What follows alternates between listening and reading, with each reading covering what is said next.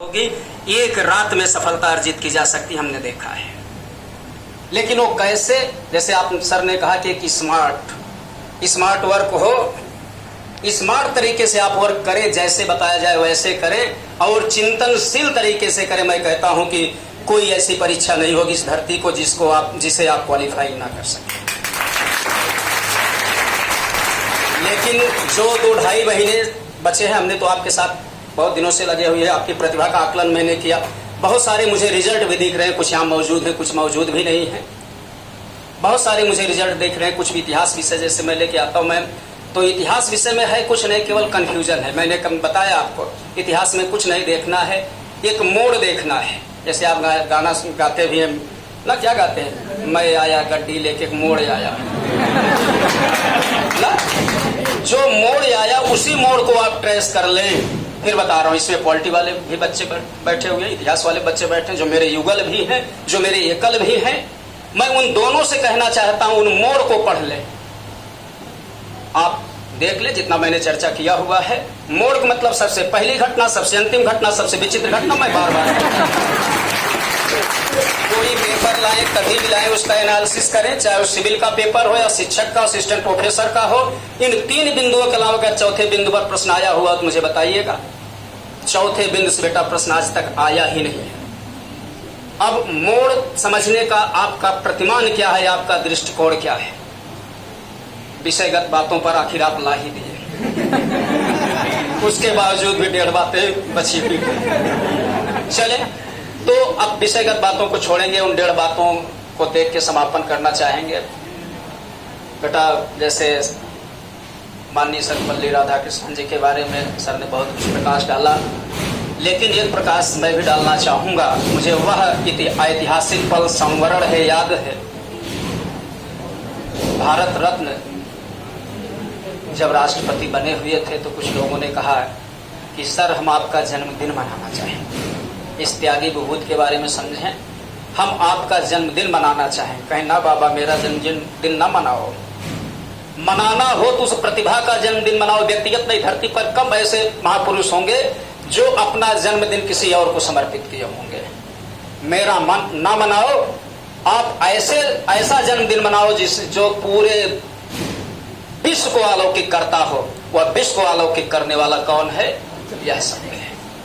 इन्होंने समर्पित किया। बहुत सारे लोगों ने डॉक्टर दिवस, फला दिवस, अग्नि दिवस, विज्ञान दिवस, वर्षा दिवस, पृथ्वी दिवस, जल दिवस, सारे दिवस बताए। सारे दिवस बेकार हो जाएंगे जब तक यह प्रकाश आपके ऊपर नहीं आएगा। आप समुद्र में रहते हो, समुद्र में रहते हो, सागर में पानी भरा हुआ है, लेकिन आपको मालूम है जब तक ज्ञान नहीं है, उस सागर के पानी को पी लोगे और क्या होगा आप आगे की खुद ही जानते हो। तो शिक्षक आपका जो है आपको प्रकाशित करता है, उस शिक्षक को इन्होंने अपना जन्मदिन समर्पित किया। लेकिन अब मैं अपनी उस आधी बात की तरफ आऊंगा, आपके जीवन से जुड़ा हुआ है। बेटा, मैं बताया था कि जब मेरे यहाँ फ्रेशर पार्टी हो रही थी, हमारे हिंदी के टीचर राधे श्याम सर थे, उन्होंने कहा, 2 ही बात कही, बेटा बा बनना, बे मत बनना। अभी मैंने देखा यहाँ पर बहुत सारे लोग बे बे बे की कहानी सुने, कोई सुनाए। मैं देख लिया कि बे की ट्यूनिंग कितनी आ रही थी। बे का मतलब जानते हो? बेहुदा, बेहया, बेशरम। ये निगेटिव थिंकिंग ले जाती है।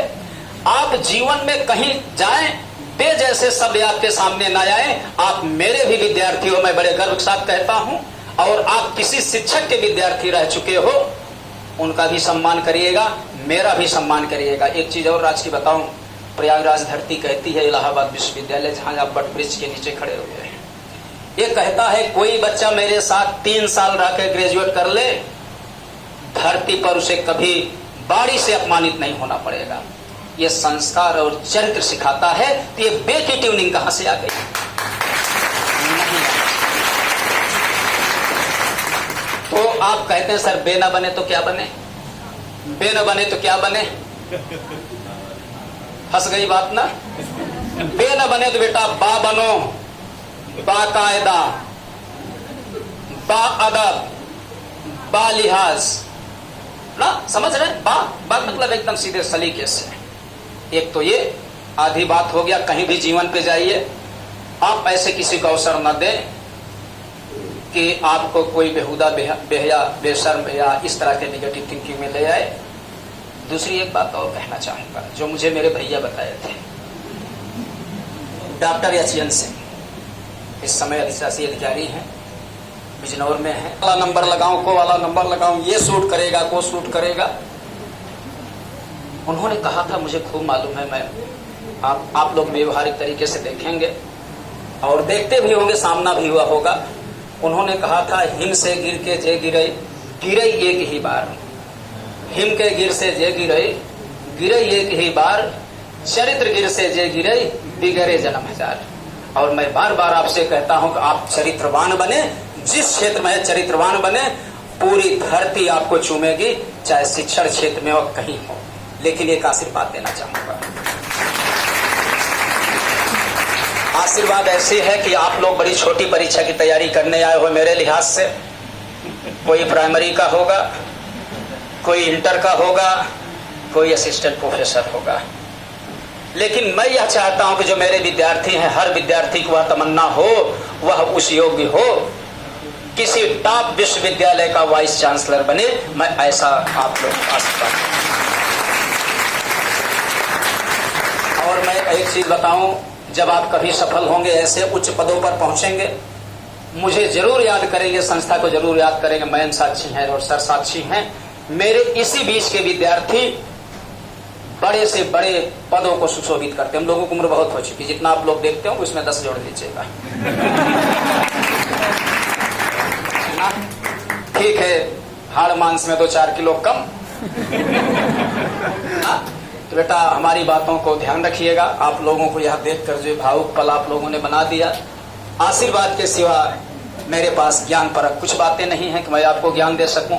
ज्ञान तो क्लासरूम में देता रहता हूं, कभी कभी डांट भी देता हूं, लेकिन वो डांट सड़क वाले को बेटा नहीं डांटा जा सकता।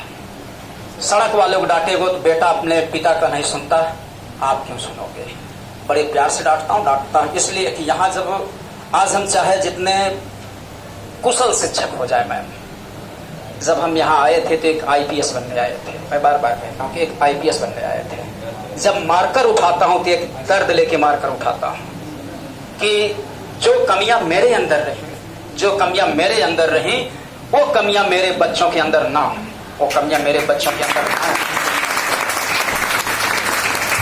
शिक्षण पद्धति बेटा 2 तरीके से होती है। एक सफल जो होता है अपने तरीके से पढ़ाता है, ये हो कर देंगे, ये कर देगा, ऐसे कर लो वो हो जाए। मैं आपसे कहता हूं, आपके पास अच्छे गुण हो कि नहीं, गुण है कि नहीं है, लेकिन आपके पास दुर्गुण ना हो तो आपसे बड़ा चरित्रवान कोई नहीं होगा। दुर्गुण ना तो अब उसी को हम कंपटीशन की दुनिया से जोड़ के देखें। अपनी सफलता और असफलता के प्रतिमान पर जो दर्द लेके आता हूं, कुछ क्वेश्चन जैसे हम पढ़ाते हुए बताते हैं बेटा एक्सीडेंटल प्रश्न है, जनरली यही मैं बोलता हूं, वो एक्सीडेंटल प्रश्न है, चाहे मैं करूं, आप करें, कोई भी करे, वो एक्सीडेंटल प्रश्न गलत होना है। इसलिए उस एक्सीडेंटल प्रश्नों से आपको दीवार करता हूं, ऐसे ऐसे प्रश्न आपके मोड़ में आएंगे, वह गलत ना हो।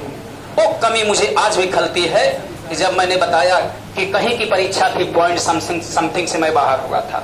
नहीं, आज अच्छे पद पे होते, 213.3 मेरिट गई थी, मुझे 213 अंक मिले हुए थे।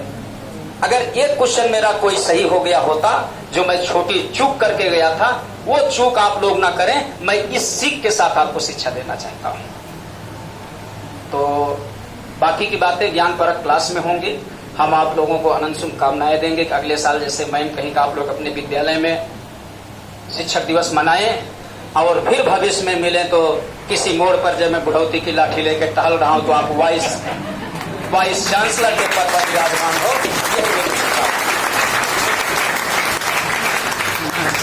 मिलेंगे जरूर, धरती गोल है। बहुत बहुत शुभकामनाएं।